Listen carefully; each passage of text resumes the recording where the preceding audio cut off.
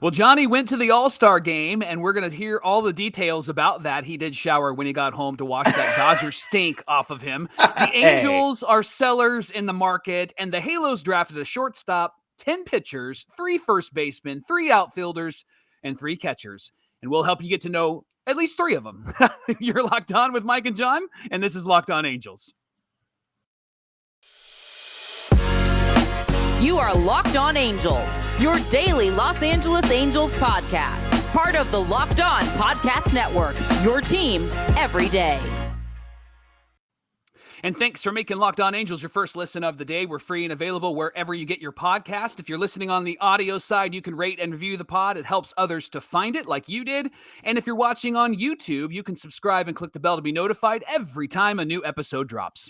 What's going on, everybody? Thank you for joining us for this edition of Locked On Angels. You've got the Frisch Brothers, a.k.a. the Super Halo Bros, here with you. My name is Jon, and that's my brother, Mike. And my name is Mike, and that's my brother, Jon. Mike, I got to go to the All-Star Game for the first time. I was so excited for you. My baseball career. Yeah. I had a thought the other day. It was like, why didn't we go to 2010 at Angel Stadium? What were we doing? I don't know. We were stupid, first of all. And second of all, we have a mutual friend named Robert who was actually there, and he held the flag on the field during the national anthem. I'm like, why didn't we go? Why didn't we just intrude? Why didn't we just tell him, hey, we're friends and we're pulling rank on our friendship here? So Lesson learned, we're 12 years older, and you decided that you had to go. So I'm glad that you actually went to the All-Star Game at Dodger Stadium. It was a once-in-a-lifetime experience. And I would recommend it to anybody who is listening to the pod or watching on YouTube. If it's near you, definitely go. I know it can be pricey, but it is totally worth it. I had the most tremendous time, and that's awesome. And just had so much fun. You can probably hear it in my voice that I'm a little bit tired, so I'm going to let you carry the team here, Michael. But would you mind recapping what occurred at the All-Star Game? Yeah, it's one of those games that is so unique because all of the other major sports All-Star games really aren't fun to watch, and they aren't competitive. But there's something about Major League Baseball and their All-Star game that you look forward to, right? They do it right. I love the festivities. I love the 27-hour game. I love all of the things that they do, right? I even love that special moment where they paused and had everybody hold signs where they were standing up to cancer. And then they had a moment where a group sang and all of that stuff. And I was like, man, they're really extending this game. But the game actually was pretty competitive. The AL beat the NL 3-2. It's their 9th straight victory. There's just something in my heart that gets me excited about the AL winning.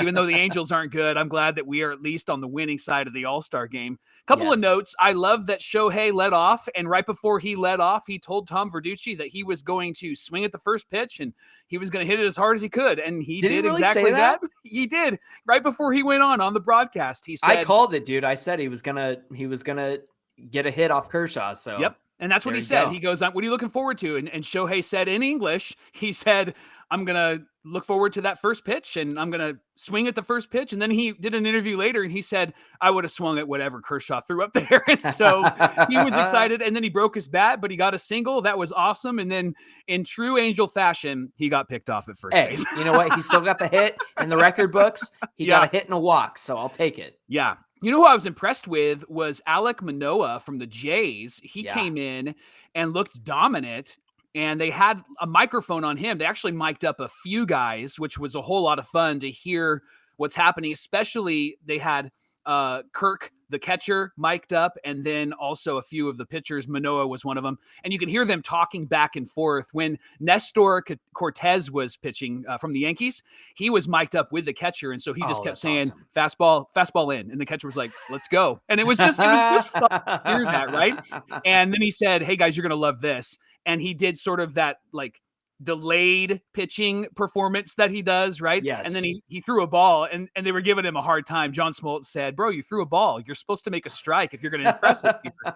But that whole mic up situation was a whole lot of fun. And speaking of the TV side, I love, is it Joe Davis? Joe Davis is the new announcer. He does the Dodger games. I believe it's Joe Davis. Correct me if I'm wrong, fans. But Joe Davis and John Smoltz called the game. And it was just so much fun. And they sounded great. They're a great team.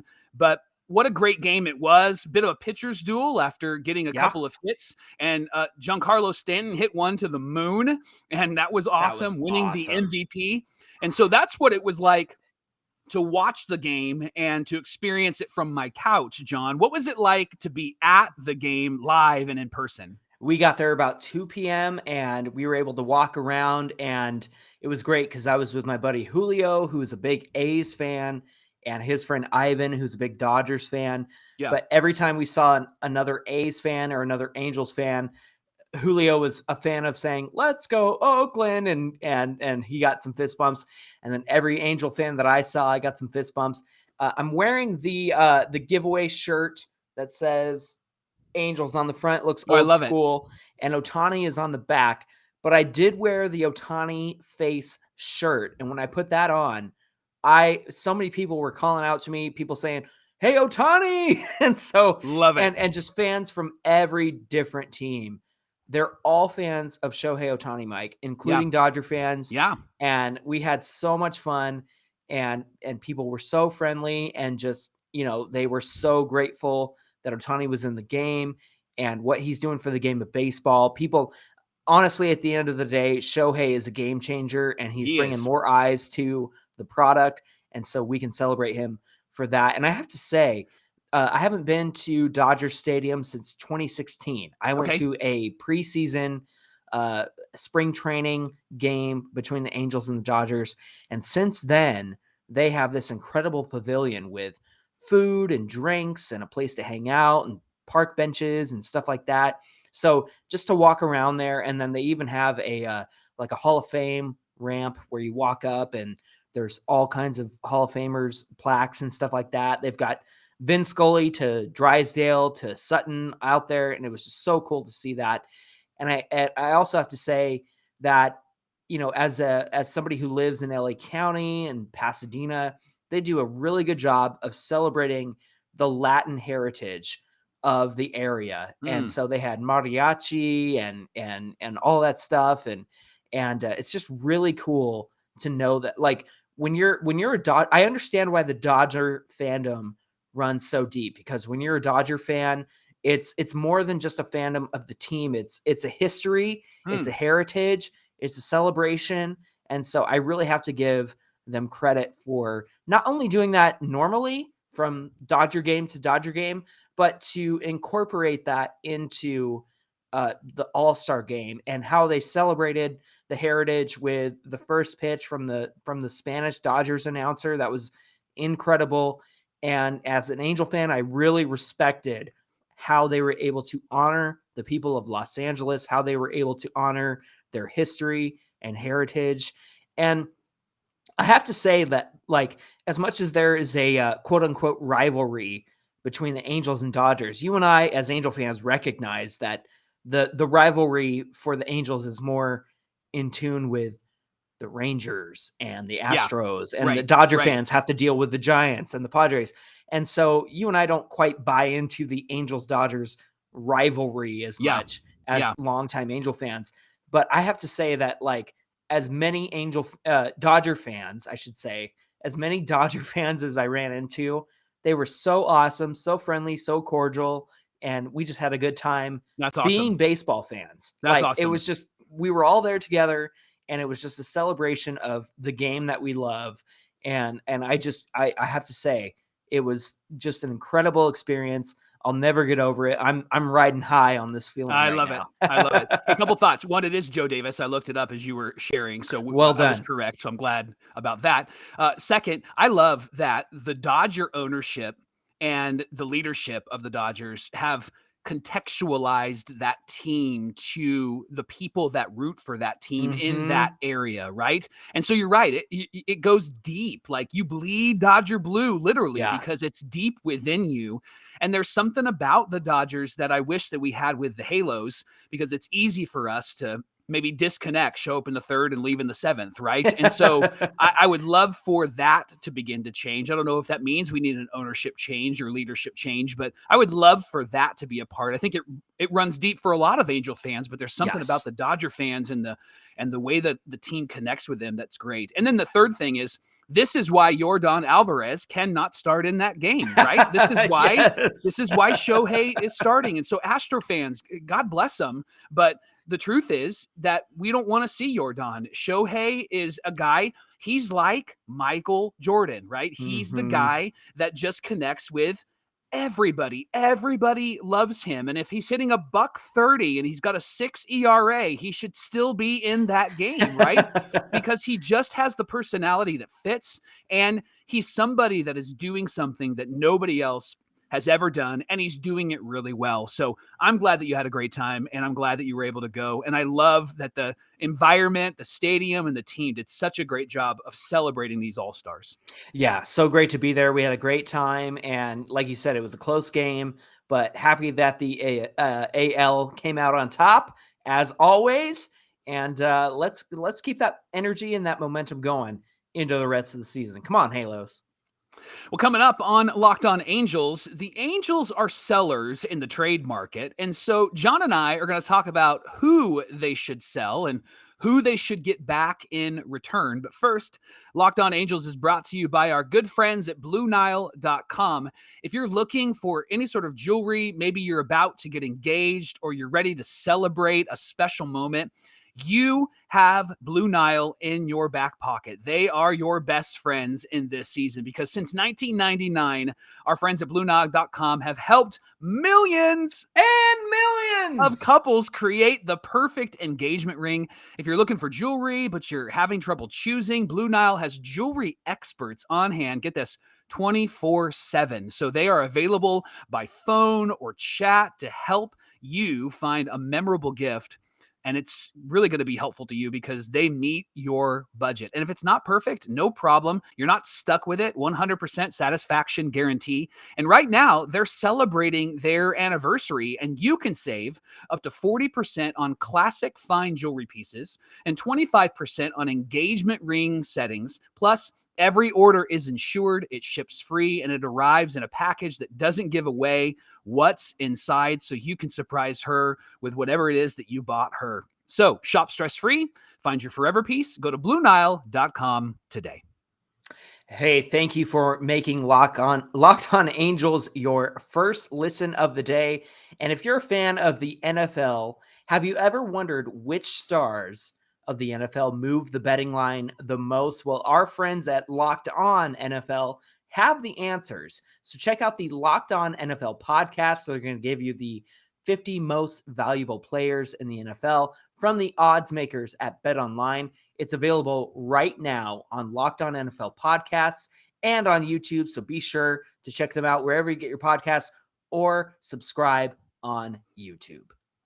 Well, the draft has finished, and it's a lot of rounds, and it's a lot of players, and it's actually something that, as Angel fans, we've paid attention to, because one of the things that we've acknowledged, and Perry Manassian has even acknowledged, and Jeff Fletcher, when he was on this show, acknowledged, that the Angels need depth, and they need depth desperately. And so we want to share 3 names that the Angels drafted. These are 3 random names, not the best players in the draft, but names that really stood out to us that we think will be really, really helpful for the Halos. Again, they drafted Zach Neto, who was a shortstop, and he was their number 1 pick, and he's already signed, and it looks like he's going to be really great for this team. Excited to put the Angel jersey on. So, John, let's talk about 3 players that the Angels drafted. I'll start and talk about Ben Joyce. Yes. Ben is a right-handed pitcher out of Tennessee, and he's 21 years old, which is so interesting in the ages that we give of these players. Like Juan Soto's 23, right? Is he 23, 24? He's like 23. Isn't that amazing that he has just hit like he did? And same thing with Trout and same thing with Bryce Harper when he came up. Yeah. And so Ben Joyce is 21 years old. He had 27 appearances last year. All of them, except for one, was in relief. And he played for the Tennessee Volunteers. They were the best Division I college baseball team in the regular season. What and a name. He struck out. Yeah. He struck out 40% of the batters he faced. He had a 2.23 ERA. And he had a 3.79 strikeout to walk ratio. Love it. And scouts say that he displayed a propensity for throwing hard. Get this, Johnny. His fastball was clocked at 105 miles an hour. I mean, he's throwing smoke up there. And Joyce was one of the safest bets, according to scouts, in this draft. And he's one of the safest bets, according to scouts, to actually be one of the first players to reach the major leagues. So that's a good sign for the Angels, probably why they did draft him, because we need some depth and we need some arms. And somebody compared him to Sam Bachman. He's a similar pitcher to Sam, and that's why they believe that the Angels actually picked him up. So Ben Joyce was one of the draft picks, a right-handed pitcher out of Tennessee. Johnny, tell us about our next draft pick. Before I do that, can I just say that Ben Joyce, have you seen videos of his fastball? I have on Twitter? Yeah, get out of the way. It's not even just the fact that it's 105. It's nasty. Yeah. It has movement. Yeah. It's gonna fool batters. It's one of the most incredible pitches I've ever seen. So if you can find some footage. And he has control of it. That was the other thing that scouts say. He can control where he's throwing it. And I don't know, the guy who closed the game last night at the All-Star game, he was from Cleveland. He's their closer. Emmanuel Clace. Yes. Clace can actually, like, whatever he throws, he can spot it wherever he wants. And John Smoltz was talking about that. And so he struck out the side in the 9th inning. And Ben Joyce has been compared to somebody who can just control all of his pitches. So that's exciting for us as Angel fans. Do you remember when we had Jordan Walden and how hard he could throw? Yep. He threw hard, yep, but he didn't have control. And eventually we traded him to the Braves, I believe. We did. And so it's to know that we have this guy who can throw heat and flame throw and control it. That's exciting. And again, that movement is dang nasty. Yeah. Jordan Walden had that crow hop in the middle of his throw. Do you remember that? Like he would like hop off the mound. And I wonder if that's why he couldn't control. I mean, he'd have to be perfect with his approach and his windup in order to actually hit the strike zone. And so that's why he wasn't around for very long. Right. Let me talk about Jake Madden. He's a right-handed pitcher out of Northwest. He's 20 years old. He's tall, lean, athletic. He's got 3 pitches in his arsenal, which is pretty typical for a guy coming out of college. They're going to have, an assortment of pitches, usually around 2, 3, and maybe 4, but he's got 3. His fastball has lots of movement, and though he has struggled to locate that fastball, but one thing I do like, Mike, is that some of these guys who the Angels have drafted, they're college guys. They're ready to make an impact. And we saw that last season. I mean, we have Chase Silseth, who already pitched in the majors, and he's fresh out of college last season. And so to see Jake Madden, who is, again, a college pitcher out of Northwest, I think that is a wise move on the part of the Angels, just to get guys who are close to being ready.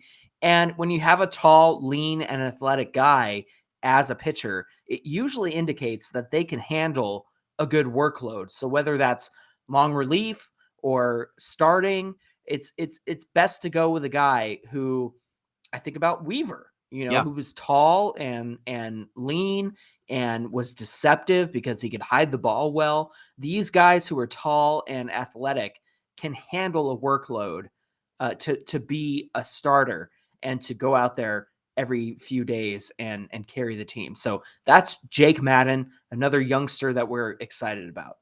This third draft pick, it just stood out to me because of his stats and because of the numbers he put up. I didn't get a pronunciation of his name, so I believe it's Sonny DiChiara or DiChiara.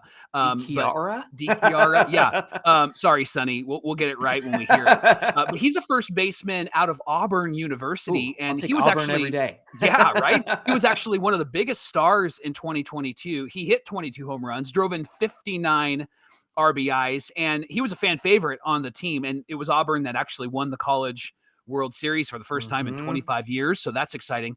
Couple of pros, couple of cons. Here's one of the pros about Sonny. He walked 68 times, which was the second most in the country. He had a 549 on base percentage. Yes, sir. That was ranked second, by the way. That wasn't even first, right? So that's pretty incredible. The con for him is his age, because he is somebody who's a bit older. and he's going to turn 23 in August. And that's the thing that makes me laugh, is that there are these major league ball players like Juan Soto, who's been playing for 90 years, and he's 23 years old, right?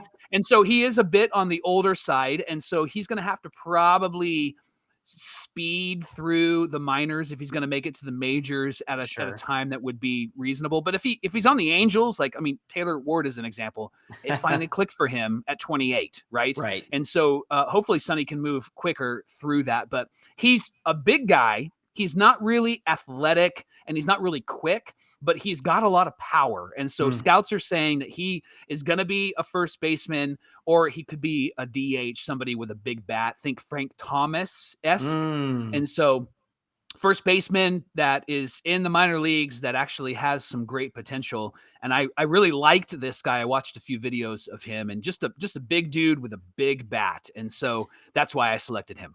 I feel like, honestly, we have a lot of athletic guys in our minor league system. And then you even point to guys like Joe Adell and Brandon Marsh. I'm happy to have a big bat. It's time to have a big bat. Like, let a power dude come up and do some damage, and just know that he's going to be a power guy, and that's it. Yeah. And so I really am excited about that. So the Halos selected a shortstop, obviously, Zach Neto, 10 pitchers, Michael, 3 first basemen, 3 outfielders, and 2 catchers. So I think that it's a pitcher heavy draft, obviously, because we still have some work to do, but it was good to see them get some position players this time around. And hopefully these guys can make a significant impact moving forward. Today's show is brought to you by BetOnline. BetOnline.net is your #1 source for all your betting needs and sports info. Find all the latest sports development, league reviews, and news, including this year's Major League Baseball season. BetOnline is your continued source for all your sporting wagering information, including live betting, esports, and scores. And it's the easiest and fastest way to check on all other sports and events like MMA, boxing, and golf. So head to the website today, or use your mobile device to learn more about the trends and actions. BetOnline, where the game starts. Well, I hate to say it, Michael, but the Angels are likely sellers at this trade deadline, which is just a few weeks away. Remember, it is early August this season, because the season got delayed. So we do have a little bit more time than we have in the past. And since that's the case, who should we sell? Who's on the chopping block here? Yeah, I think that the #1 name that rises to the top for the Angels is Noah Syndergaard. Yeah. And I think Noah is going to be on the trade block because he could actually help a team during the stretch run. I think he'd eat up some innings, right? I think the only negative for Noah is that he's been pitching every 6th day, and he is coming off of his injury and surgery. And I think a contending team is going to need him to pitch every 5th day, every 4th day, and eat up some innings. And I did a little research. I had some fun. I don't know if you've been to the website, baseballtradevalues.com. Oh, I love that. But, it's such a great website. And it's if fun. You're listening or watching, you should go there, because you can actually do your own trades, and they're logical, reasonable trades. It's not like MLB The Show where you can force a trade, like you get Juan Soto for Gary DiSarcina, right? I never do that. I'm sure you do. D-Sar. So I actually put Noah Syndergaard in a trade scenario, and I picked a team that might need an extra pitcher. So I selected the Tampa Bay Rays. And what it does is it gives you the availability, somebody that would be available for the person that you put in the trade. So I asked, okay, I'm going to put Noah, and what sort of minor league starting pitchers do the Rays have? And nothing came up. It said nobody was available. So I went, okay, let me try major league pitchers. Like, the Rays have a plethora of pitchers, right? They do an incredible job with pitchers. The one pitcher that was of equal value to Noah Syndergaard was a guy named Josh Fleming. He is on the 15-day DL. He's a 26-year-old starter and reliever with an ERA over 6. And they said that he is of the best value in a trade for Noah Syndergaard. And here's what I learned. This shows how tough it is to get value for the pieces that you have, right? We Yeah. are always going to value our guys over their guys, and they're always going to value their guys over our guys. And so when we go, hey, we should trade such and such for this, that, and this, that is really us stretching and being a bit unreasonable. Yeah. And so as we have this conversation about the Angels being sellers, we're going to try to be a bit reasonable, but I think Noah Syndergaard is the guy that the Angels will trade. I'm just not quite sure how much they're going to be able to get back. Right, John? I think about who could use a Syndergaard. I think about the Cardinals. You're going to laugh at this, but maybe even the Mets. Yeah. Because it would be a homecoming for him.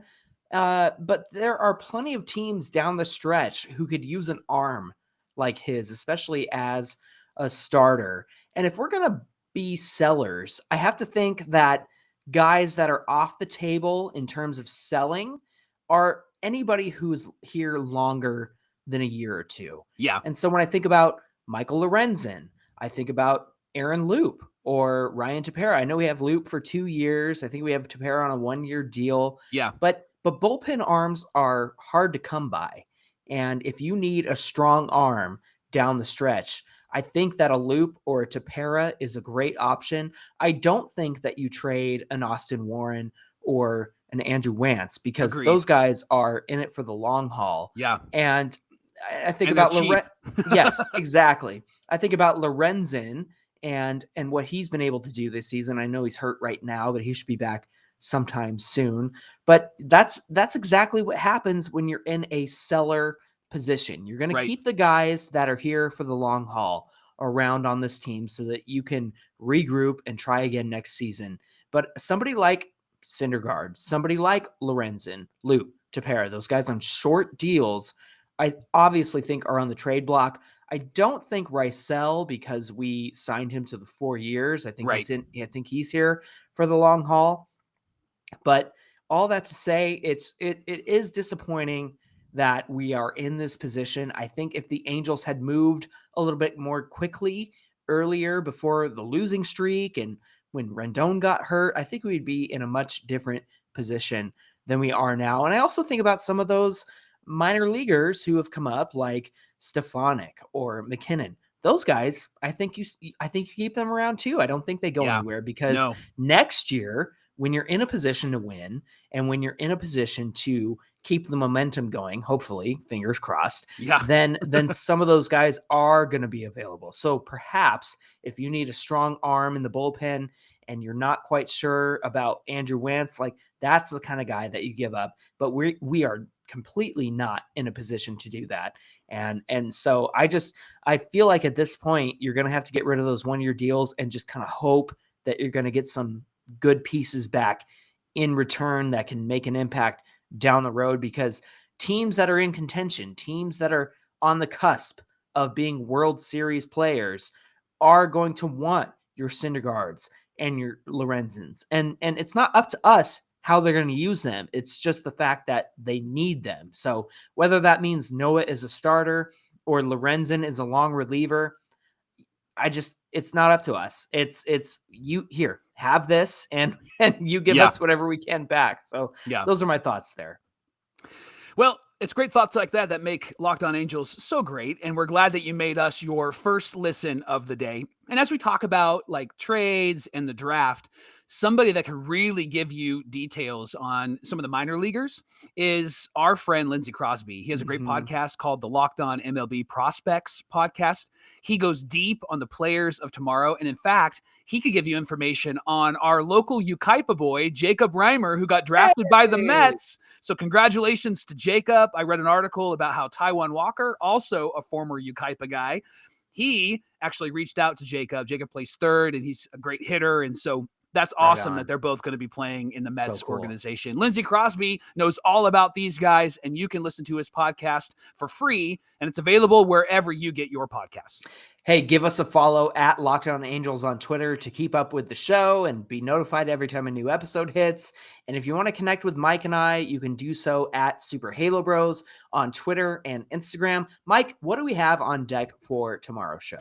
John and I think that Shohei Ohtani is actually leading the way in the Cy Young Award. And we're That's going right. to tell you why we think that he's going to win this year. That's tomorrow on Locked On Angels. Love it. I'm looking forward to that conversation. Until then, my name is John, and that's my brother Mike. And my name is Mike, and that's my brother John. And we'll see you right back here tomorrow for more Locked On Angels. Thank you for joining us, and we'll see you tomorrow.